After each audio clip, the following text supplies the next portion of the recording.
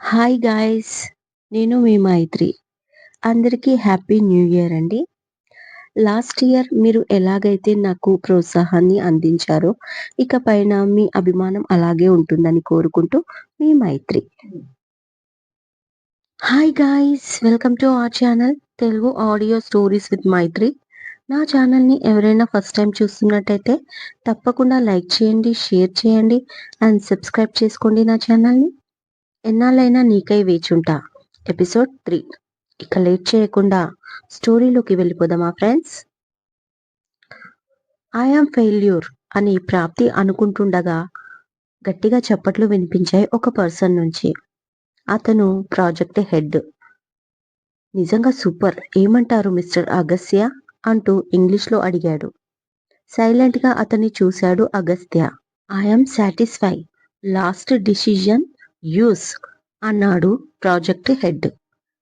కొన్ని సెకండ్లు మౌనంగా ఉన్న అగస్త్య ఫైనలీ ప్రాజెక్ట్‌కి ఓకే చేశాడు. అతని మాట విని మిగతా అందరూ హ్యాపీగా క్లాప్స్ కొట్టారు. అమ్మయ్య! మొత్తానికి ప్రాజెక్ట్ నిఖిల్‌కి వచ్చింది అంటూ హ్యాపీ అయిపోయింది ప్రాప్తి కూడా. కానీ పెనం నుంచి పొయ్యిలో పడుతున్నట్టు అప్పుడు తెలీదు పాపం తనకి. పాపం ప్రాప్తి. వస్తున్నాడు అడగండి అంటుంది విజయ రఘురాంని. నేను అడుగుతా, నువ్వు కంగారు పడకు అంటూ. ఏం నాన్నా, కొత్త ప్రాజెక్ట్ ఈరోజేనా స్టార్ట్ అయ్యేది అడుగుతాడు మెట్ల మీద నుంచి నడిచి వస్తున్న అగస్త్యాన్ని చూసి. నేను అడగమన్నది పెళ్లి గురించి, ప్రాజెక్టు గురించి కాదు కోపంగా ఇసురుతుంది విజయ. నేను ఇలాగే స్టార్ట్ చేస్తాను, కావాలంటే నువ్వు అడుగు అంటాడు రఘురాం. వాడు మాట మానేసి చాలా రోజులయ్యింది తెలీదా మీకు? నా కడుపున పుట్టినవాడికే అంత ఉంటే వాడినే కన్న తల్లిని నాకెంత ఉండాలి అంటూ టిఫిన్ వడ్డిస్తుంది విజయ. ఎస్ డాడ్, ఇవాళ స్టార్ట్ అవుతుంది. మీరు వస్తారా ఆఫీస్కి అని అడుగుతాడు అగస్త్య. లేదు నాన్న, నాకు వేరే మీటింగ్ ఉంది. ప్రోగ్రెస్ చూడ్డానికి వస్తానులే ఈ వీక్లో. కొత్త కంపెనీలో ఇన్వెస్ట్ చేస్తున్నావంట, వర్కౌట్ అవుతుందా అడిగాడు రఘురాం. డెఫినెట్గా అవుతుంది, అందుకే కాన్ఫిడెంట్గా చేస్తున్నాను. వీటిపైన మీ సిగ్నేచర్లు కావాలి అంటూ ఫైల్ ఇచ్చాడు అగస్త్య. అవి చదివి సిగ్నేచర్స్ పెట్టాడు రఘురాం. ఈలోపు మేడ్ వచ్చి టిఫిన్ సర్వ్ చేసింది అగస్త్యకి. పెళ్లి గురించి ఏం ఆలోచించావు అడిగాడు సూటిగా రఘురాం. ఇదివరకు చెప్పిందే డాడ్, మళ్ళీ ఫ్రెష్గా ఏమీ ఆలోచించలేదు అంటాడు అమాయకంగా అగస్త్య. నేను జోక్ చేయట్లేదు నాన్న అన్నాడు రఘురాం. చూడండి డాడ్, నేను కూడా నవ్వట్లేదు అన్నాడు ఫేస్ చూపించి. మీరు నవ్వట్లేదు, కానీ ఇండైరెక్ట్ గా నన్ను ఏడిపిస్తున్నారు బ్రో. ఇంకా ఫ్యాక్ట్ చెప్పాలంటే మీకంటే పెద్దవాడిని అయ్యుంటే నలుగురు పిల్లలు పుట్టేసేవాళ్ళు. మీ వల్ల నాకు నా పెళ్లి బ్రేక్ పడుతుంది వాపోయాడు అప్పుడే వచ్చిన తమ్ముడు అశ్విన్. నువ్వు చేసుకోరా, నిన్ను వద్దన్నానా అన్నాడు టిఫిన్ చేస్తూ అగస్త్య. ఇంట్లో పెద్దవాళ్ళు చేసుకోకుండా చిన్నవాడు చేసుకుంటే నవ్విపోతారు అరుస్తుంది విజయ పక్క నుంచి.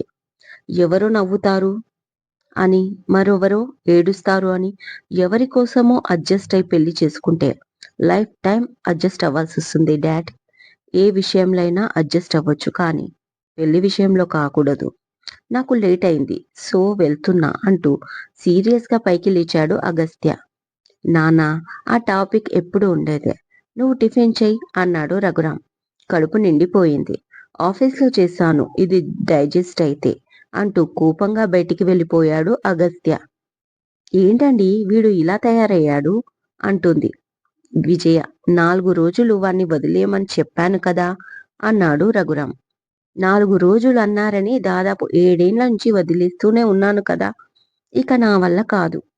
నా ఫ్రెండ్ రెడీగా ఉంది, వీడికి ఓకే కూడా చేసింది.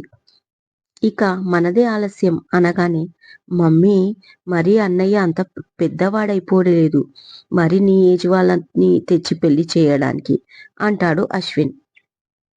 నువ్వు నోరు మూసుకో, నేననేది నా స్నేహితురాలు కూతురు గురించి. ఇదివరకే చెప్పాను కదా, మీకు గుర్తుందా అంటూ కోపంగా రఘురాం వంక చూసింది. ఆ గుర్తుంది, ఆ పూణే సంబంధమే కదా అన్నాడు భయపడుతూ రఘురాం. ఆ! ఆ సంబంధమే. అమ్మాయి పేరు అలక్షణ. లక్షణమైన పిల్ల. పిలిపిస్తాను 2 రోజుల్లో. ఎలా చేసుకోవడో నేను చూస్తా అంటుంది విజయ. మామ్, అలక్షణ అంటే లక్షణాలు లేనిది కదా! మీనింగ్? మరి లక్షణమైన పిల్ల అన్నావు? డక్ డౌట్ వ్యక్తం చేశాడు అశ్విన్. చూడు అశ్షు, నాకు అనవసరంగా బీపీ రైజ్ చెయ్యకు. కామ్‌గా టిఫిన్ చేసి వెళ్ళు ఆఫీస్‌కి అంటూ కోపంగా వార్నింగ్ ఇస్తుంది విజయ. వద్దురా నాన్న అంటూ దండం పెడతాడు రఘురాం. నవ్వుతాడు అశ్విన్. ఇక ఇద్దరు టిఫిన్ చేసి బయలుదేరతారు ఆఫీస్‌కి. రఘురాం విజయ దంపతులకు ఇద్దరు కొడుకులు, అగస్య, అశ్విన్. అగస్య పుట్టాక బిజినెస్ లో బాగా కలిసి వచ్చింది. అందుకే రఘురాంకి పెద్ద కొడుకు అంటే ప్రాణం. చిన్న కొడుకు ఈ మధ్య ఫారెన్ లో స్టడీ కంప్లీట్ చేసుకొని వచ్చి తండ్రితో పాటు చిన్నగా బిజినెస్ లో ఎంట్రీ ఇచ్చాడు. అగస్య దాదాపుగా 6 సంవత్సరాల నుంచి బిజినెస్ ని వంటి చేత్తో ఆడిస్తూ మన కంట్రీలోనే బెస్ట్ బిజినెస్ మ్యాన్ అవార్డుని తన అకౌంట్లో వేసుకున్నాడు. ఏంటిది, ప్రాజెక్ట్ షేరింగ్ ఓకే, కానీ వాళ్ళ ఆఫీస్లోనే వర్క్ చేయడం ఏంటి? నాకు నచ్చట్లేదు అంటుంది ప్రాప్తి నిఖిల్తో. తప్పదు ప్రాప్తి, మన ప్రాప్తం అంతే ఉంది అన్నాడు నిఖిల్ సినిమా డైలాగ్లా. నిన్ను నమ్మి తప్పు చేశాను నేను, కోపంగా అంది ప్రాప్తి. ప్లీజ్ ప్రాప్తి, మనం అనుకున్నది జరగాలంటే వాళ్ళు చెప్పినట్లు వినాలి. జస్ట్ 3 నెలలే వర్క్, అది కూడా మా ఆఫీసే కదా అన్నాడు నిఖిల్. మన ఆఫీస్ కాదు కదా అంది ప్రాప్తి. మరేం చేస్తాం, వేరే ఆప్షన్ లేదు కదా అన్నాడు టేబుల్ పై కాళ్ళు ఆడిస్తూ. అసలు మీ నాన్న నిన్ను ఎందుకు నమ్మడో నాకు ఇప్పుడు అర్థమవుతుంది అంటుంది ప్రాప్తి. నా మనోభావాలు దెబ్బతింటున్నాయి ప్రాప్తి అన్నాడు నిఖిల్. ఆ తొక్కలే అంటూ ఫైల్ పట్టుకొని పద మీటింగ్ రూమ్ కి అంటుంది. ఓ, అదొకటి ఉంది కదా, సరే పద అంటూ ఆమెను అనుసరించాడు నిఖిల్. అక్కడ మీటింగ్ కంప్లీట్ చేసుకొని నెక్స్ట్ ఆర్వి కంపెనీకి బయలుదేరారు. అదే రోజు ప్రాజెక్ట్ స్టార్ట్ కాబట్టి అగస్య తమ టీంతో రెడీగా ఉండడంతో ఎన్ఎన్ కంపెనీ వాళ్ళు రాగానే చెప్పమని తన క్యాబిన్ లో కూర్చుంటాడు సుధీర్తో. అప్పటికి 1/2 అవర్ లేట్ అయ్యింది వాళ్ళు రావడానికి. ప్రాప్తి, నిఖిల్ ఆఫీస్ లో అడుగు పెట్టారు. లోపలికి వస్తూనే అందరినీ విష్ చేస్తూ అగస్య వెయిటింగ్ లో ఉండడంతో తన ఛాంబర్ లోకి వెళ్తారు. అప్పటి వరకు సుధీర్తో మాట్లాడుతున్న అగస్త్య ప్రాప్తిని చూస్తూ ఉండిపోయాడు. White colour top, blue colour jeans, మెడలో ఐడి కార్డ్, హై పోనీ, చెవులకు పర్ల్స్, చిన్న ఇయర్ రింగ్స్, ఒక చేతికి వాచ్, మరొక చేతికి సన్నటి బ్రేస్లెట్, చేతిలో ప్రాజెక్టు తాలూకు కొన్ని ఫైల్స్ పట్టుకొని మోడర్న్ గా కనిపించింది. ఒకప్పుడు సల్వార్ సూట్, చూడీదార్లు, లంగా ఓణీలలో కళ్ళల్లో భయంతో హోమ్లీగా కనపడేది ఆ అమ్మాయి. ఈరోజు చాలా కాన్ఫిడెంట్ గా, ఫాష్ గా కనిపిస్తుంది. అసలు ఇప్పటి ప్రాప్తికి ఒకప్పటి ప్రాప్తికి పొంతనే లేదు. కాసేపు తనని చూసి ఏంటి లేటు అని చాలా గంభీరంగా అడిగాడు అగస్త్య. సారీ మిస్టర్ అగస్త్య అన్నాడు నిఖిల్. ఓకే, ఈ ప్రాజెక్టు మొత్తం ఎవరి అబ్జర్వేషన్ లో జరుగుతుంది అడిగాడు అగస్త్య. అంటే నేను ఢిల్లీ నుంచి వచ్చిపోతూ ఉంటాను కదా, మొత్తం ప్రాప్తినే చూసుకుంటుంది అన్నాడు నిఖిల్. ఓకే పదండి, ఇంకా లేట్ ఎందుకు అంటూ మరో మాటకు ఛాన్స్ ఇవ్వకుండా ముందుకు వెళ్ళాడు అగస్త్య. తనని ఈ ముగ్గురు అనుసరించారు. వర్క్ జరుగుతున్న హాల్లోకి వెళ్ళగానే స్టాఫ్ అందరూ అలర్ట్ అయ్యారు. వెంటనే ప్రాప్తిని ఎందుకు లేట్ అయ్యారు అని అడిగాడు. షాక్ అయిపోయింది ప్రాప్తి. అగస్యాన్ని చూస్తూ ట్రాఫిక్ జామ్ అయింది సార్ అంది. మీ స్టాఫ్ అందరూ వచ్చాక మీరు లేటుగా రావడం అనేది ఒక బాధ్యత లేని మేనేజర్గా అనుకుంటున్నాను. దీనికి మీ ఎక్స్ప్లెనేషన్ ఏంటి అని అడిగాడు అగస్త్య. ఇంకా షాక్ అయిపోయింది. తన స్టాఫ్ ముందు తన పరువు తీసేస్తున్నాడు. ఎన్నోసార్లు తను కూడా ఇలాగే అడిగింది తన స్టాఫ్ని.